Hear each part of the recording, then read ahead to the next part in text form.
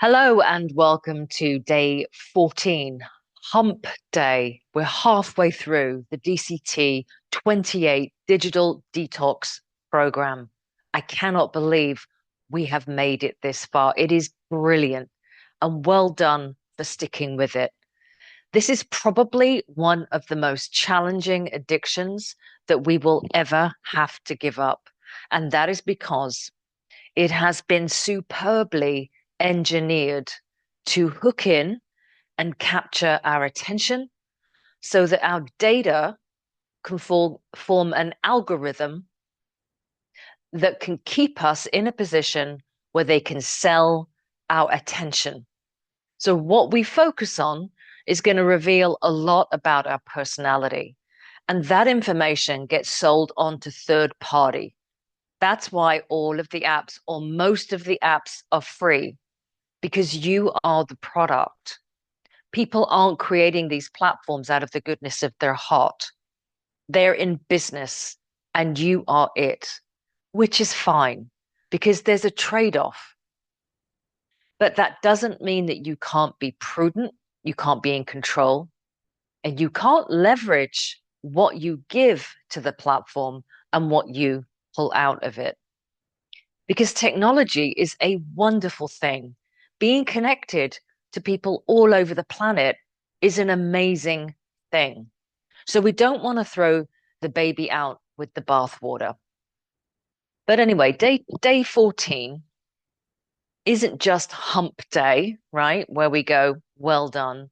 It is also it's about halfway through the 9-day cycle as well. And the 9-day cycle that we're in currently is audit, and it's the SWOT, right? Remember what the SWOT stands for in our journal and our notebook. We've been going over these 4 points. SWOT, the S stands for strengths or shifts that you've noticed, positive shifts just in noticing what you notice because you've been running the on-powered I am, which is observing, right? We've had weaknesses, which we flipped over and called it willpower. So it's about a weakness is just a muscle that needs to be exercised and strengthened. We can turn weakness, in other words, into willpower. Yesterday we looked at powered opportunities. So that's not just, oh, here's a list, here's a checklist of things that you can, stack a bad habit, a good habit alongside a bad habit. Nothing wrong with that technique because it actually works. But it's beyond that. It's looking at the behaviors and the triggers and the roots of why we give so much of our time away in the first place. And maybe what we can use that time instead to support. In other words, a deeper human, empowered human experience, which is connected, connection, and presence. So today we're going to talk about the T in the SWOT. And I invite you later on to do some journaling, some writing, some thoughts around this, some thinking, contemplation. It's a worthy subject. So I've turned the T into from threats to temptations. Because when it comes to a personal relationship with technology, I think threat is a really strong word. I mean, is there a threat to our highest well-being through pervasive and dysfunctional uses of technology? Yes, absolutely. But I don't think we're that audience. I think we're pretty cognizant as to, what we indulge in, what we binge on, and what that's doing. In terms of just taking our time away, I think we're pretty mature in that sense or aware in that sense of what we're up against here. Essentially, it's us. We're up against ourselves. So I'm going to turn the T into temptations. And I'm going to talk a little bit about what a temptation is, what it can teach us, and how it arises in the first place. I'm just going to switch over to my notes. Just made a few notes yesterday along these lines. All right. So day 14, temptation. So the focus of day 14 is we want to switch on the on-powered I am, right? I mean, it's always running, but I mean, switch on our connection to it. And we want to scan our environment. All right. Because technology doesn't drop out of thin air and say, hey, you want to go on a binging doom scroll? It's all around you. You're surrounded by it, especially if you live in a modern house, modern apartment. So we identify the temptations and the environmental cues that challenge this detox. Now, remember, a detox is quite extreme, right? It's something that you lean into. It's something that's going to pull a load of things up and there are going to be side effects. It's not, you don't live in a permanent state of detox. So post this detox, you're going to come into a much more flowing relationship with technology. We're not getting rid of it entirely. But what we are doing right now is we're going to scan our environments, not ourselves, not our gadgets, the environments itself. So in what rooms, in what corners, where's your technology kept? Okay. So just mentally do a scan, but maybe walk around your home and see where you go, what you do when you binge and doom scroll, and look at the environment. Have you made it really cozy? Is it, there's no friction there. It's super easy. It's a self-soothing thing. It's just a ritual that you do when you're perhaps in front of the fire watching your favorite TV show or a movie. Because a lot of people actually do scroll and text while they're watching movies because that's how fragmented our attention has become. Okay, so look at your environment. So the science drop that we're going to put in here now is that this is from a survey. Different types of digital media produce distinct effects on our mood, true, attention, and neural activation. Social media shows the strongest association with reduced focus. Here is our self-help quote. This is from Gloria Mark, PhD, quote, frequent attention shifts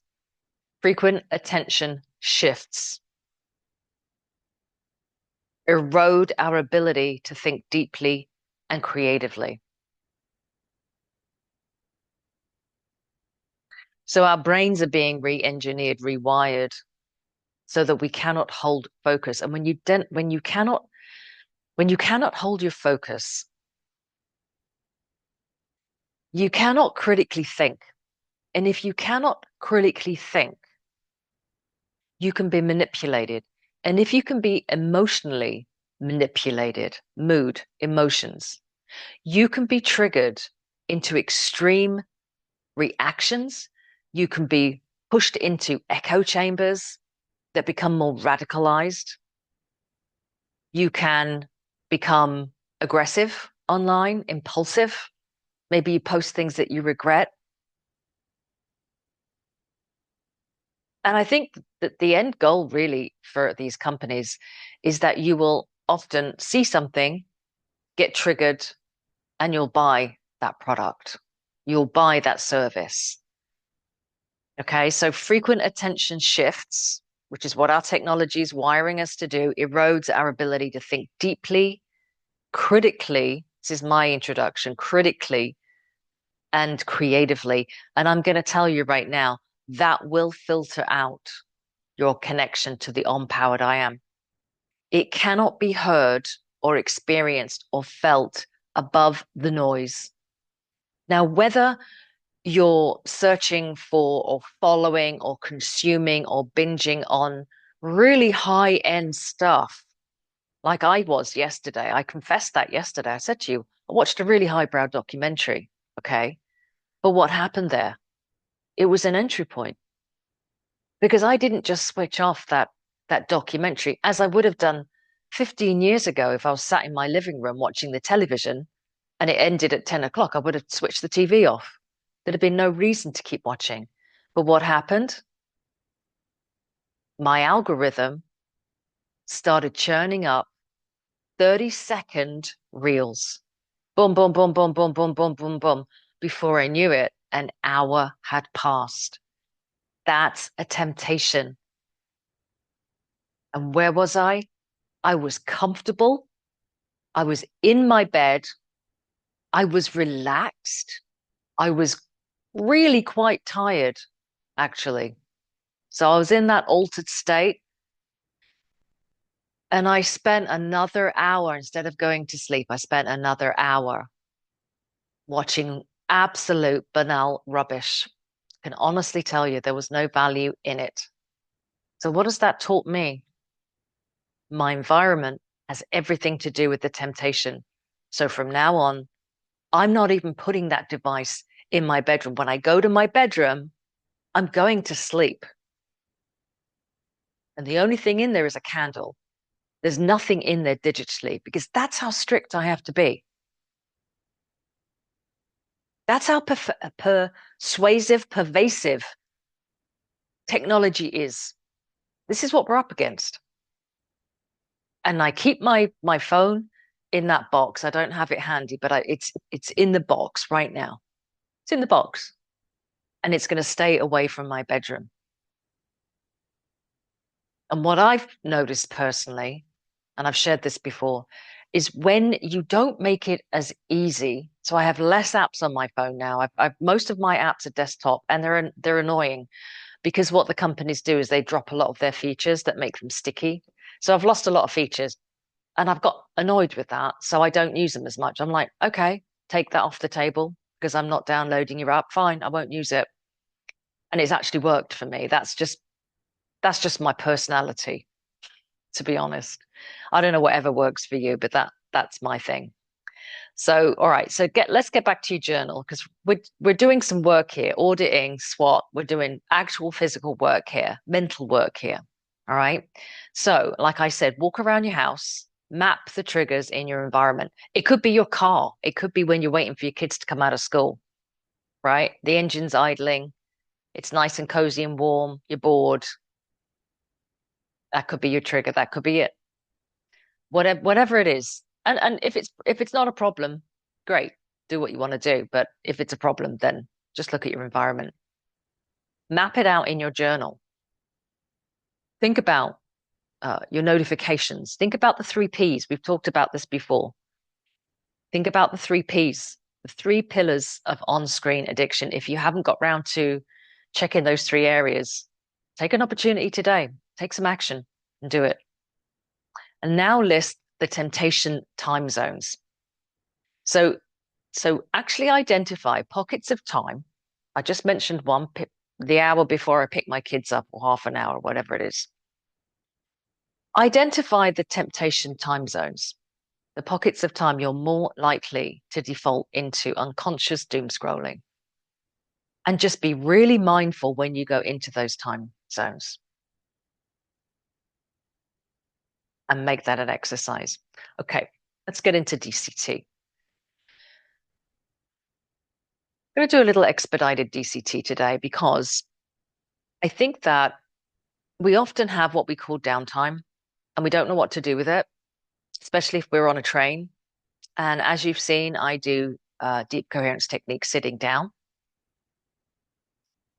You can play this in your earbuds on the train, and you can do this completely inside your head. So if you don't want to sit on a train or a bus doing this, I get it.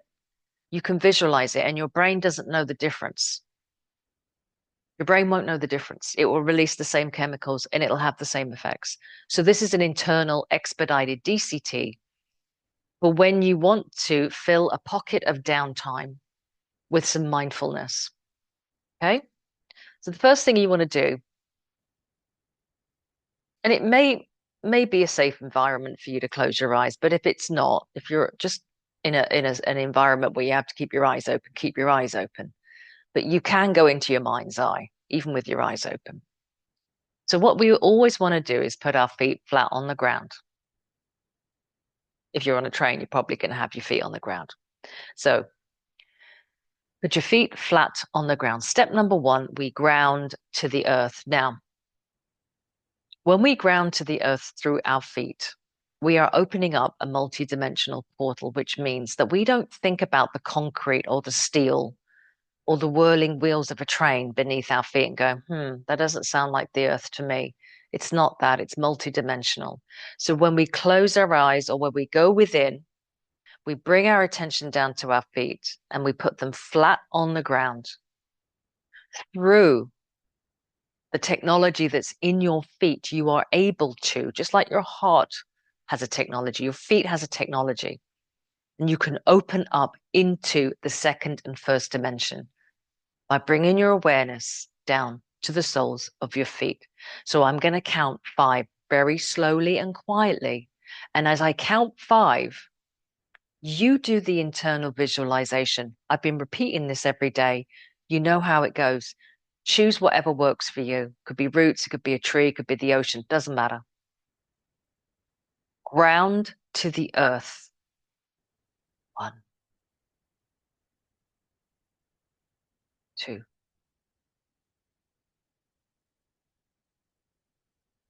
3, 4,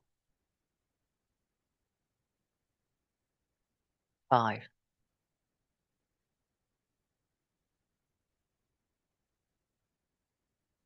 Lock in to the center of the earth.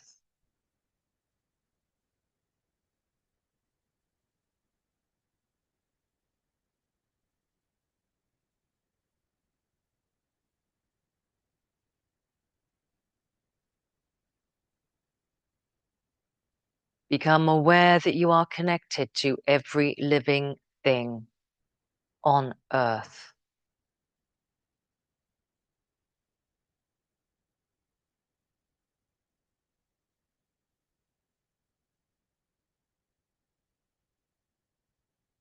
Very good. Now take that feeling, that vibration, that resonance, that deep relaxation that is grounded and aware, and feel it coming up through your body until it reaches the top of your head, where it hushes the monkey mind.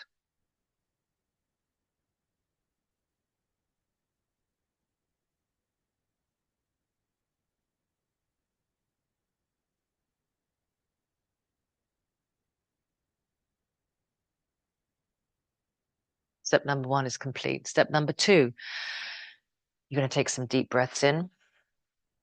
You're going to imagine that the breathing that you're doing is pulling in the light codes from the cosmic center.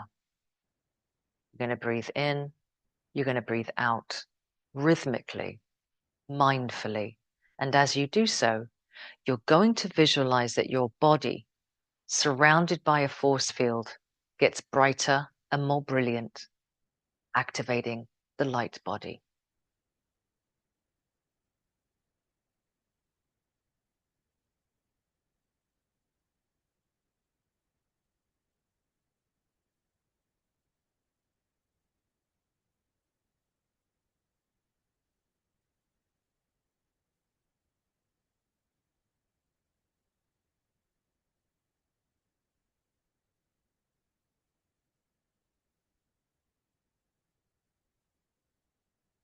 It's useful to count in your mind as you do this.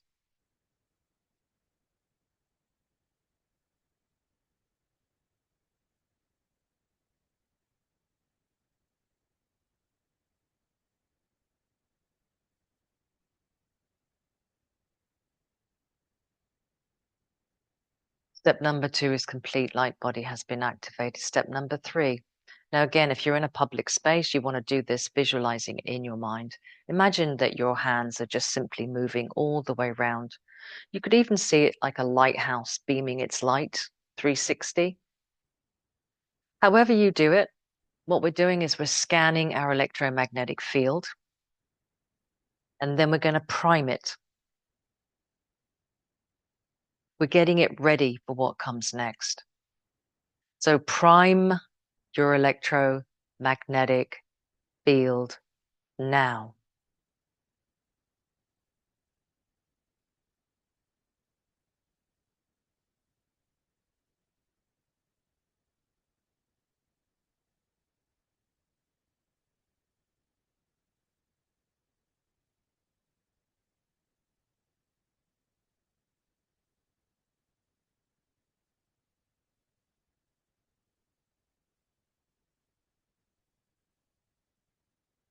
Very good. Electromagnetic field has been primed. Primed for what? Primed for what comes next.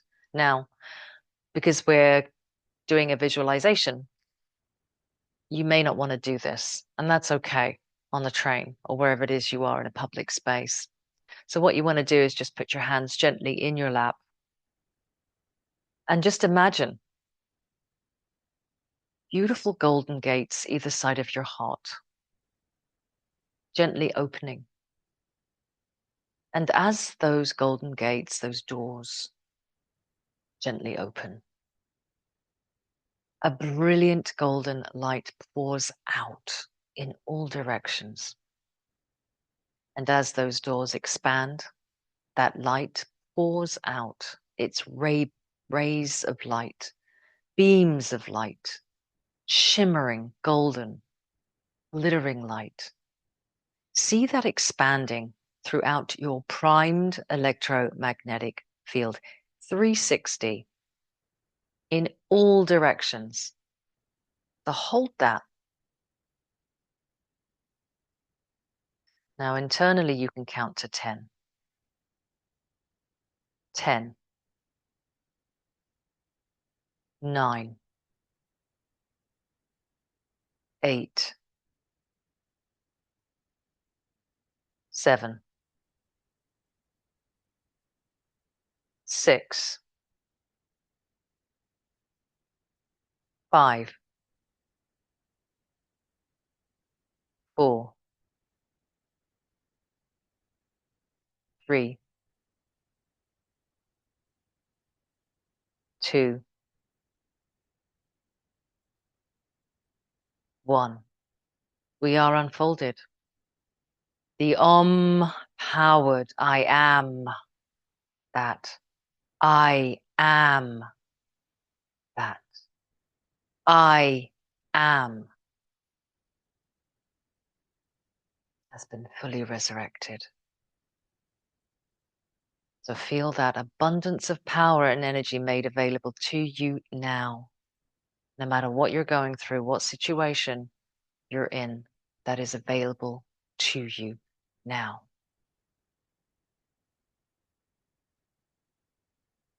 Very good. Very good. Step number 4 is complete. Empowered I am. We're going to go to step number 5. Now, for this, what we want to do is just really be mindful that our electromagnetic field has really come fully online, that it's strong, that it's cobalt blue. It's a very protective color. So if you haven't done so, visualize your electromagnetic field, powerful, strong, cobalt blue, glistening, shining, shimmering.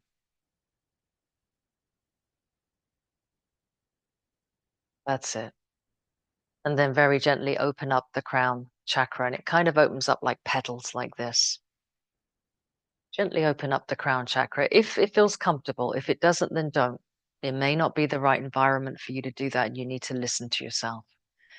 But if it is the right environment and you are grounded and protected and in your power, then you can gently open it up to receive the light that comes from the cosmic center that is light coded.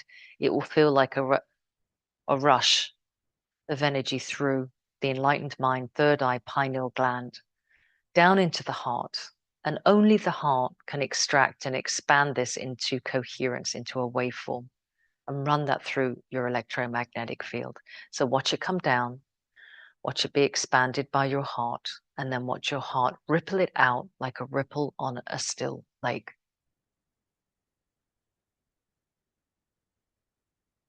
So I'm going to count us down again.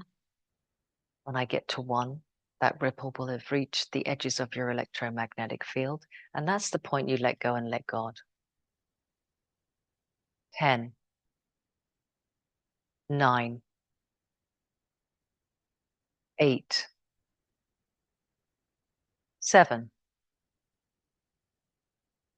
6, 5,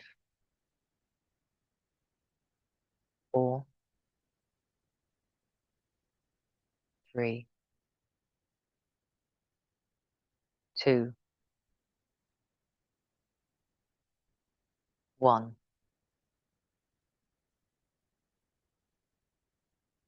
Let go and let God.